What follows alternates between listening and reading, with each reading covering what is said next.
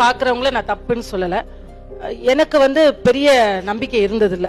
ஏன் அப்படின்னா, நான் எனக்கு ஒரு தெரிஞ்ச ஒரு ஃப்ரெண்ட் இருந்தாங்க. வாரத்துக்கு ஒரு வாட்டி போய் ஜோசியம் பார்ப்பாங்க. அப்ப அவங்க சூப்பரா இருப்பேன்னு சொன்னா சூப்பரா இருக்காங்க.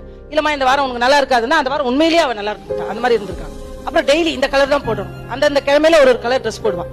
சரி, இதெல்லாம் பார்த்ததால அவங்க நல்லா இருக்காங்களா அப்படின்னு பார்த்தா இல்ல. மைண்ட் தான் பவர்னு நான் நினைக்கிறேங்க. ஒரு சின்ன எக்ஸாம்பிள், இந்த பின்னாடி ஒரு தம்பிக்கு யாரோ ஒருத்தர் சூப்பர்னு சொன்னா அவன் ஹாப்பி ஆயிட்டான். இமீடியட்டா இன்னொருத்தர் இல்லப்பா ஆகாதுன்னு டப்புனு ஒரு அப்செட்னஸ் வந்துருச்சு.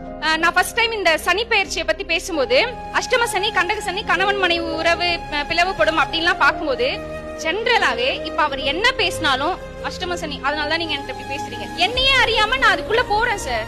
இது ஜோசியம் ஜாதகத்தை தாண்டி ஒருத்தனோட ஹார்ட் ஒர்க் தான் சார். அவன் ஹார்ட் ஒர்க் பண்ணா அவன் வருவான் சார். இவங்களுக்கு ஒரே ஒரு ரிக்வஸ்ட் வைக்கிறேன், நல்லது 1000 சொல்லுங்க, ஆனா கெட்டது ஒண்ணு மட்டும் சொல்றாதீங்க. ஒண்ணு சொன்னாலும் அது அவன் மனசுல நின்று அவனோட கரியரே முடிக்கிறதுக்கும் ஒரு வாய்ப்பா அமையும்.